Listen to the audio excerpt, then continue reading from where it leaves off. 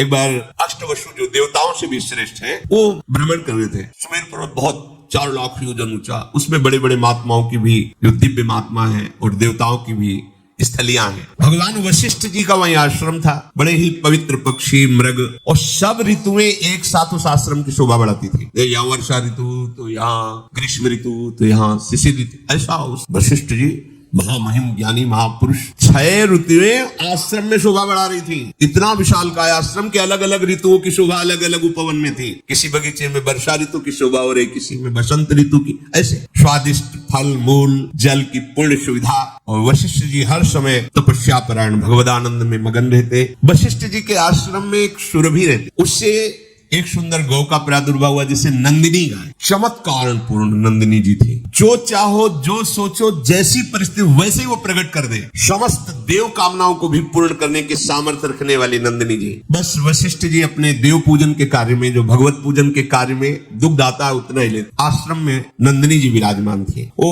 8 वसु वहां से जब निकले तो आकर्षण हुआ, उनकी एक स्त्री भी साथ थी वसुओं की। गाय को इतनी सुंदर तेजस्वी गाय। तब पूछा अपने पति से वसु कि ये गाय, तो उनका ये दिव्य गाय है, जिसके पास होगी उसके शरीर में कभी बुढ़ापा नहीं आएगा, कोई रोग नहीं आ सकता केवल इसके रहने से, और जो कामनाएं करे वो सब पूर्ण हो जाती है। और कहीं इसका दुग्ध पान कर ले फिर क्या कहना, हर समय वो जवान रहेगा, स्वस्थ रहेगा, बिना खाए पिए स्वस्थ रहेगा। नंदिनी के दुग्ध का प्रभाव, बड़ी महिमा का वर्णन किया। तो उसमें देव नामक जो वसु थे वो गाय को देख करके बहुत प्रसन्न हुए, अपनी पत्नी से कहने लगे कि इस गाय के दर्शन मात्र से अशुभों का नाश होता है, परम मंगल होता है। और ये दिव्य गौ है, ये वरुण नंदन वशिष्ठ जी की सेवा में रहती है। इसका जो दूध पी ले तो 10,000 वर्ष तक वो यौवन अवस्था में स्वस्थ होकर के कभी कोई जुकाम बुखार कुछ नहीं, हर समय जवान रहेगा। ऐसी महिमा गा रहे थे। तो जो देवनाम वसु की पत्नी थी उन्होंने कहा अपने लोगों को तो आवश्यकता नहीं, क्योंकि वसु स्वयं दिव्य है। मनुष्य लोक में मेरी एक मित्र राजकुमारी है, ये गाय अपहरण करते हैं और वहां पहुंचा देते हैं, और वो स्वस्थ रहेगी,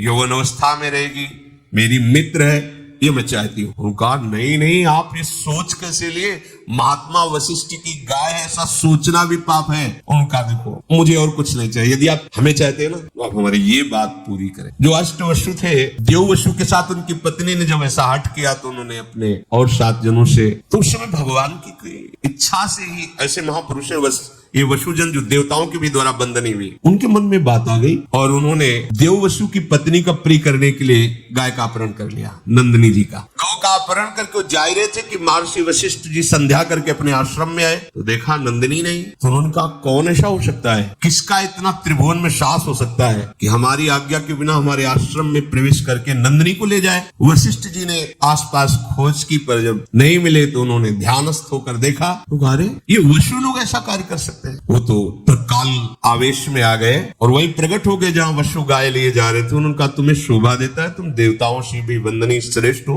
हमारी नित्य दिनचर्या में देव पूजन में आने वाली गाय को तुम चुरा कर ले जा रहे हो, तुम्हें पता नहीं तुम क्या अपराध कर रहे हो। तो घबरा गए वसुजन। कहा ठीक है, तुमने मनुष्य लोक वाली बात की, मनुष्य लोक में ही ये चोरी होती है, देवलोक में देवताओं में श्रेष्ठ वसुओं में ये वृत्ति कैसे आ गई। इसलिए मैं शाप देता हूँ, जाओ तुम मनुष्य लोक को प्राप्त हो, यही तुम्हारे लिए दंड है। वसुओं को ये शाप दे दी, जाओ तुम मनुष्य लोक में जन। देखो इतना ऊंचा पद, थोड़ा सा लोभ। अब तो वसुजन घबरा गए। वशिष्ठ जी के चरणों, मनुष्य योनि भगवत प्राप्ति कर ले तो ठीक है, नहीं बहुत ही आप क्या समझते हो, देखो ऐसे दुर्गंध निकलती है यहाँ, मलमूत्र की थैली है, कोई बहुत बड़ी चीज है। देवताओं के कभी पैर जमीन में नहीं पड़ते, कभी पसीना नहीं निकलता, जहां से निकल जाए वातावरण खुशबू से भर जाएगा। और इसे देव दुर्लभ योनि, केवल भगवत प्राप्ति वो नहीं कर सकते, यहां से हो सकती है, वो नीचे ही गिर सकते, ऊपर नहीं उठ सकते। अपने सबसे ऊपर ब्रह्मलोक का भी अतिक्रमण करके भगवान के दिव्य धाम को जा सकते। भगवान वशिष्ठ जी के चरणों में सब गिर पड़े, प्रभु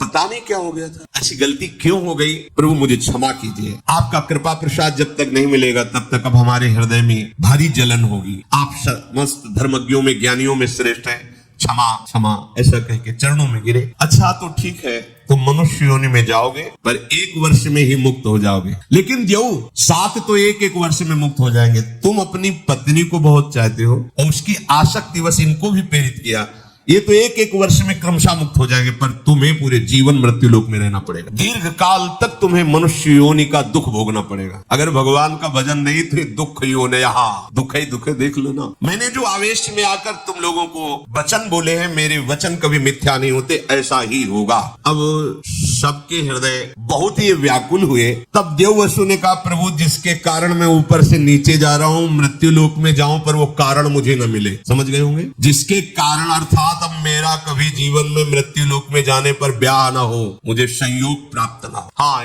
तथास्तु, ऐसा है। अब विचार किया कि मेरी माँ कौन बन सकता है, वसुओं को गर्भ में धारण कर सके ऐसी कौन साधारण स्त्री थोड़ी हो सकती, मेरा पिता कौन बन सकता है। तो विचार किया कि अगर मेरी मां बनने की सामर्थ्य है तो भगवती गंगा जी में है। तो अष्टवसुओं ने गंगा जी का स्तवन किया, ध्यान किया, गंगा जी प्रकट हुई। उनका मां, हमें भगवान वशिष्ठ का शाप प्राप्त हुआ है कि जाओ तुम मृत्यु लोक में मनुष्य योनि को प्राप्त। कोई भी मनुष्य लोक की स्त्री इतनी सामर्थ्य नहीं रखती कि मुझ वसुओं को अपने गर्भ में रख सके, इसलिए आपको हमारे ऊपर कृपा करनी होगी और आप मेरे लिए इतना कि आप मुझे अपने गर्भ में धारण करें। पर मां, मुझे गर्भ में पहुंचाने वाला पिता भी कोई मनुष्य नहीं हो सकता। अब आप चयन करें मेरा पिता कौन होगा। जब गंगा जी से ऐसी प्रार्थना की और गंगा जी ने कहा कि तुम 8 को मैं गर्भ में धारण करूंगी और वशिष्ठ जी की आज्ञा के अनुसार एक को 7 को मुक्त कर दूंगी 1 वर्ष में, पर 1 को रखूंगी। तुम्हारे पिता का चयन मैं करूंगी और तुम्हें संबोधन भी कर दूंगी। गंगा जी मुख्यतया ब्रह्मलोक में ही विराजमान, ब्रह्मा के कमंडल में,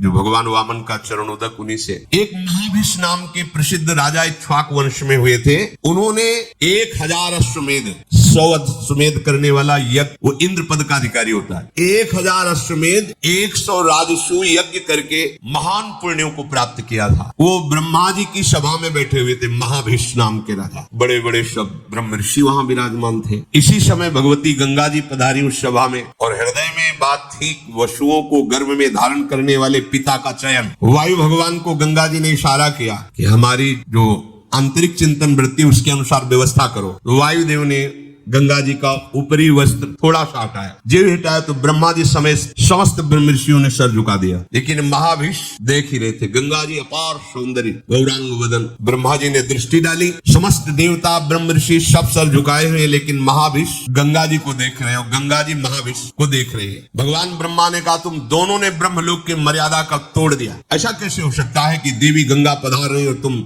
सर ऊंचा करके देख रहे हो। जाओ, मृत्यु लोक को प्राप्त हो, तुम यहाँ रहने के अधिकारी। और गंगा जी से कहा कि तुम्हारी दृष्टि इन पर क्यों गई, इसलिए तुम भी मृत्यु लोक में जाओ और इनका वर्ण करो। वो खोज ही रही थी कि इन वसुओं का पिता बनने का कौर। तो ब्रह्मलोक में विराजमान महान तपोनिधि पुण्यात्मा महाभिष, जब ब्रह्मा जी ने गंगा जी को और महाभिष को ऐसे वचन कहे जिनको शास्त्रीय भाषा में शाप कहा जाता है। राजा महाभिष बड़े ही तपस्वी तेजस्वी थे। इनके पिता हुए प्रतीप और ये पुत्र रूप में उनसे जन्मे, जिनका नाम महाराज शांतनु पड़ा। ये बचपन से इतने सिद्ध महापुरुष थे कि जैसे कोई बूढ़ा जा रहा छूले, वो तत्काल लकड़ी फेंक दिया, जवान हो गया। महान गंगा जी के पति बनेंगे। गंगा जी जिनको भगवान महादेव जी माथे पे धारण किए हुए हैं। महानदी गंगा महाभिषेक को जब देखा, ब्रह्मलोक से गिर रहे, बीच में रोककर कहा, निराश मत हो, जहां आप विराजमान थे उससे ऊंचे पहुंचाने का विधान बना है। तुम्हें भगवत प्राप्ति होगी। तुम्हारे पुत्र रूप में कोई और नहीं आ रहे, स्वयं वसु आ रहे, अष्ट वसु भावना से।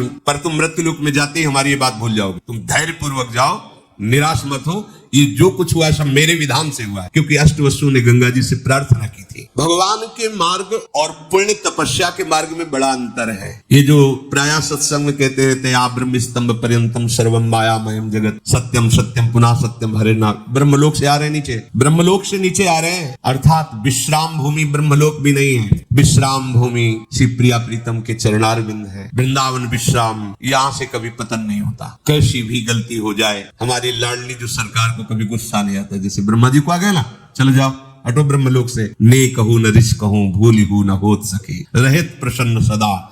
और ब्रह्मा जी भी जिनकी आराधना करते हैं, वो प्रभु श्री कृष्णचंद्र जी प्यारी जी की आराधना में रहते हैं, इसलिए हम बाजी जीत गए। बाजी जीत। अगर श्री जी के चरणों का शरणागत होकर के भी अब की काम नहीं बना, तो मुझे लगता है कि फिर बनना ही बड़ा मुश्किल है, बनना बड़ा मुश्किल। ऐसे तपस्वी महाराज प्रतीप हरिद्वार में गंगोत्री में बैठ करके हजारों वर्ष तपस्या, गंगा जी प्रसन्न हुई और उनकी गोद में आकर बैठ दाहिने और कहा मैं तुम्हारी तपस्या से बहुत प्रसन्न, तुम जो चाहो प्राप्त कर सकते हो, मुझे स्वीकार कर सकते हो। उनका हाँ हमारा हो भाग्य, पर आप जहाँ बैठी हैं वो स्थल पुत्री या पुत्र वधू का होता है, स्वीकृत है, आप हमारी पुत्र वधू बनो। इन्हीं प्रतीक से महाराज शांतनु का प्रादुर्भाव हुआ। तो उनका मैं तुम्हारी पुत्र वधू तो बनूंगी, पर अपने पुत्र को संबोधन करके पहले से ही बता देना, कभी हमसे ये प्रश्न ना करे कि तुम कौन हो, कभी हमारी क्रिया पर प्रश्न ना करे कि तुम क्या कर रहे हो, तुम्हारा उद्देश्य क्या है। अगर वो कभी भी हमसे प्रश्न कर देंगे, कभी भी हमारी क्रिया पर टोक देंगे, उसी समय मैं चली जाऊंगी और जाते जाते भी उनका महामंगल करूंगी। आपका जब पुत्र हो और वो चेतना, तब ये बात उसको बता देना, मैं अचानक आकर के मिलूंगी। भगवती गंगा जी ऐसा कह करके प्रतीप की गोद से अंतर ध्यान हो गई। बहुत काल तक प्रतीप की कोई संतान नहीं हुई। फिर यही महाभिष राजा उनके गर्भ में पत्नी के आए। जन्म होते ही पूरे नगर में एक आनंद था, सबका हृदय शांत था, इसलिए ब्रह्म ऋषियों ने इनका नाम शांतनु रखा। बचपन से ही भगवती शोभा से संपन्न, तेजस्वी, स्वाभाविक इनकी गति थी कि इनको गंगा जी की धारा बड़ी प्रिय थी। आकर्षण होता है, भगवती आकर्षण, वो सदैव धारा के किनारे ही घूमते रहते। जब इनकी यौवन अवस्था में वृद्धि हुई, शरीर हुआ, तो अचानक से पीछे से नूपुरों की ध्वनि सुनाई दी। मुड़ करके देखा, इतना तेज, इतनी सुंदरता, देखने से मूर्तिमान पवित्रता, गंगा जी मूर्तिमान पवित्रता। महाराज शांतनु तो जैसे कोई खिंचा हुआ वशीकरण से चलावे ऐसे समीप आए। पिता की बात याद आई कि पिता ने कहा था कभी तुम्हें कोई एक सुंदरी मिलेगी, तुम्हें ये प्रश्न नहीं करना कि तुम कौन हो, और तुम्हें ये कभी नहीं कि तुम ये क्या कर रहे हो। दो बातें उन्होंने कहा कि यदि तुम वही सुंदरी हो जिसे पिता ने संबोधन किया था, मैं नहीं पूछना चाहता तुम कौन हो, और मैं कभी नहीं रोकूंगा कि तुम क्या कर रहे हो, पर यदि वही हो और मुझे स्वीकार करने के लिए आई हो तो मैं तुम्हें स्वीकार करता हूं। बस इतनी बात, बिना कोई प्रश्न उत्तर किए भगवती गंगा उनके साथ हस्तिनापुर के चक्रवर्ती सम्राट पद पर महाराज शांतनु विराजमान, और जिनके महल में स्वयं गंगा जी पहुंच रही, वहां की पवित्रता क्या। ये हम चरित्र इसलिए प्रारंभ कर रहे कि भगवान कह रहे मैं सब में समरूप से विराजमान हूं, न मेरा कोई द्वेष का पात्र, न मेरा कोई प्रिय है, पर जो मुझे बचता है मैं उनका पक्षपात लेता हूं। तो भक्तों का पक्षपाती भगवान का जो स्वरूप है इन महापुरुषों के चरित्र से सुनने को। अगर आपको यह वीडियो अच्छी लगी है तो वीडियो को लाइक करें, कमेंट करें और चैनल को सब्सक्राइब जरूर करें। और मैं आपको मिलता हूं कल एक और नए वीडियो के साथ। राधे राधे।